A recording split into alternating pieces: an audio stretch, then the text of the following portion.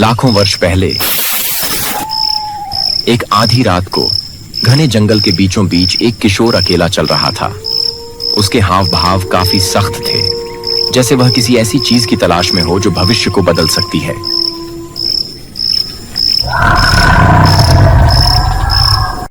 यह कहानी उस ब्रह्मांड की है जहां देवता और असुरों का शासन था और उनके बीच निरंतर प्रतिद्वंद्विता चल रही थी। इसी कारण ब्रह्मांड के सृजनकर्ता भगवान ब्रह्मा अत्यंत निराश थे। अंततः उन्होंने एक उपाय सोचा और भगवान विष्णु के पास पहुंचे। ब्रह्मा ने विष्णु से कहा कि देवताओं और असुरों के बीच इस प्रतिद्वंद्विता को समाप्त करने के लिए और असुरों को थोड़ा बढ़त देने के लिए हमें एक अमृतत्व का अमृत तैयार करना चाहिए। लेकिन इसमें एक कठिनाई है, केवल देवता अकेले अमृत का उत्पादन नहीं कर सकते, क्योंकि यह क्षीर सागर के मंथन से उत्पन्न होता है।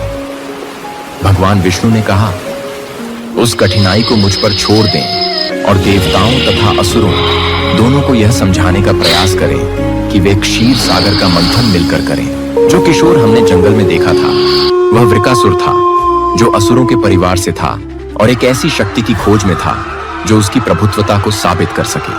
वृकासुर एक ऐसे स्थान पर पहुंच गया जहां वह भगवान शिव की कठोर तपस्या कर सकता था।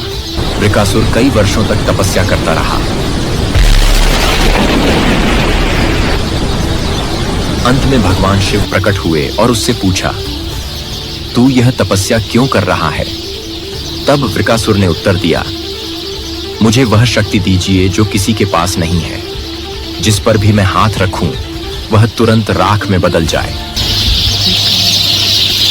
भगवान शिव ने उसे चेतावनी दी कि महान शक्तियों के साथ महान त्रासदियां आती हैं, लेकिन वृकासुर ने उसकी परवाह नहीं की और अपनी शक्ति प्राप्त करने की जिद पर अड़ा रहा।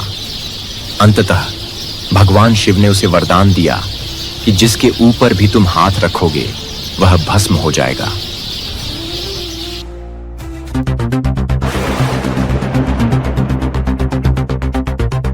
वरदान देने के बाद भगवान शिव अदृश्य हो गए और अपार शक्ति प्राप्त करने के बाद वृकासुर गर्जना करते हुए बोला, अब से मुझे भस्मासुर कहा जाएगा,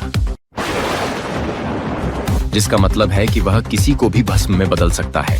अपनी नई प्राप्त शक्ति के साथ वह अपने राज्य लौट आया, लेकिन रास्ते में यह जानने के लिए कि उसकी शक्ति कितनी प्रबल है, उसने अपनी राह में आने वाले सभी गांवों को भस्म कर दिया।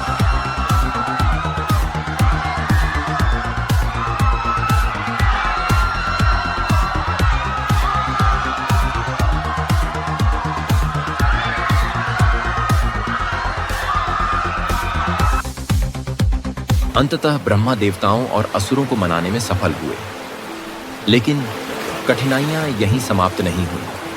क्षीर सागर के मंथन के लिए उन्होंने मंदराचल पर्वत को मत्थानी और विशालकाय सर्प वासुकी को रस्सी के रूप में प्रयोग किया।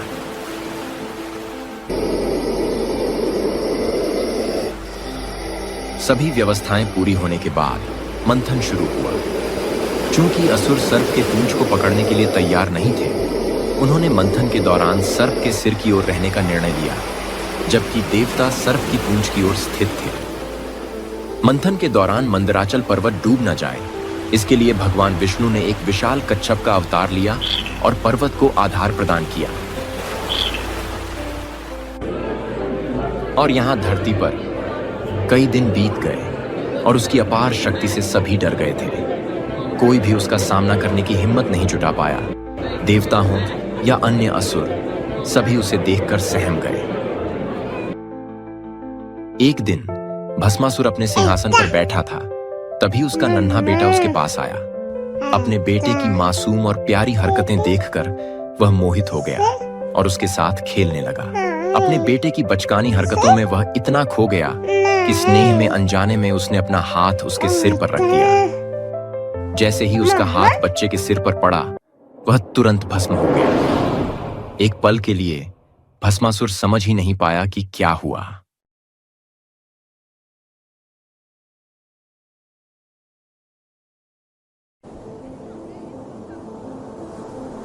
यहां ब्रह्मांड में देवता और असुर अभी भी क्षीर सागर का मंथन कर रहे हैं।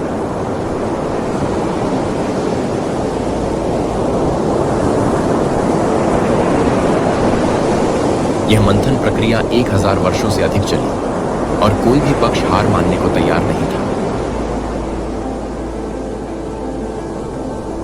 मंथन के दौरान समुद्र से बहुत सारी चीजें प्रकट हुईं, जिनमें से एक था घातक विष, जिसे विशाल सर्प वासुकी ने उलीचा।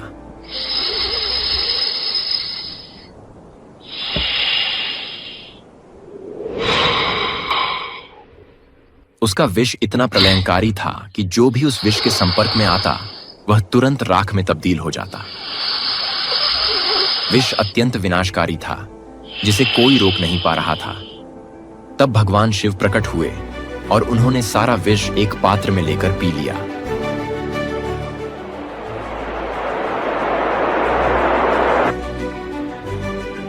इस विष को अपने शरीर में फैलने से रोकने के लिए उन्होंने इसे अपने गले में ही रोक लिया। इसी कारण उन्हें गलकंठ कहा गया, जिसका अर्थ है वह जो विष को अपने गले में धारण किया। उसे यह एहसास हुआ कि उसने अपनी ही शक्ति के कारण अपने बेटे की जान ले ली है और उसकी अपार शक्ति उसके लिए एक भयंकर अभिशाप बन गई है। तो वह अपने दुख को रोक नहीं सका और शोक में डूब गया। वह उस स्थान पर गया जहां उसने भगवान शिव की तपस्या की थी और अपने पुत्र को वापस लौटाने की प्रार्थना करते हुए शोक में डूब गया। भगवान शिव ने कहा, मुझे तुम्हारे नुकसान का वास्तव में अफसोस है, लेकिन यह तुम्हारा भाग्य है जिसे मैं बदल नहीं सकता। इसके अलावा मैंने पहले ही तुम्हें चेतावनी दी थी कि महान शक्तियों के साथ महान त्रासदियां भी आती हैं। अपने शोक में उसने मानसिक संतुलन खो दिया।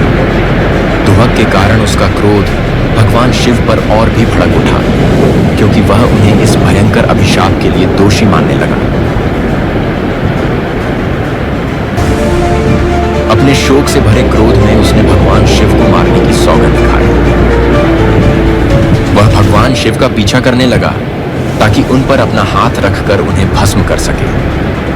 भगवान शिव ने अपनी जान पर खतरा महसूस किया और किसी तरह भस्मासुर से बचने में सफल हो गए। वह भगवान विष्णु के पास पहुंचे और भस्मासुर के बारे में उन्हें बताया, लेकिन भगवान विष्णु ने कहा कि इस समय वह उनकी मदद नहीं कर सकते। भगवान विष्णु के पास इन सभी कठिनाइयों का समाधान खोजने के लिए अपने स्वयं के विचार थे।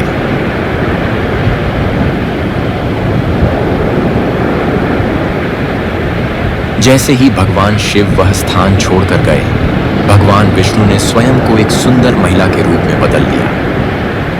यहाँ ब्रह्मांड में देवता और असुर क्षीर सागर का मंथन करने में सफल हो गए और अमृत उत्पन्न हुआ। लेकिन यह सवाल उठता है कि सबसे पहले इसे कौन पिए, देवता या असुर? कोई भी दूसरा स्थान लेना नहीं चाहता था। पृथ्वी पर भस्मासुर क्रोध में भगवान शिव की तलाश में भाग रहा है। क्या वह उन्हें ढूंढ पाएगा? भगवान विष्णु ने सुंदर महिला के रूप में क्यों रूप बदल लिया?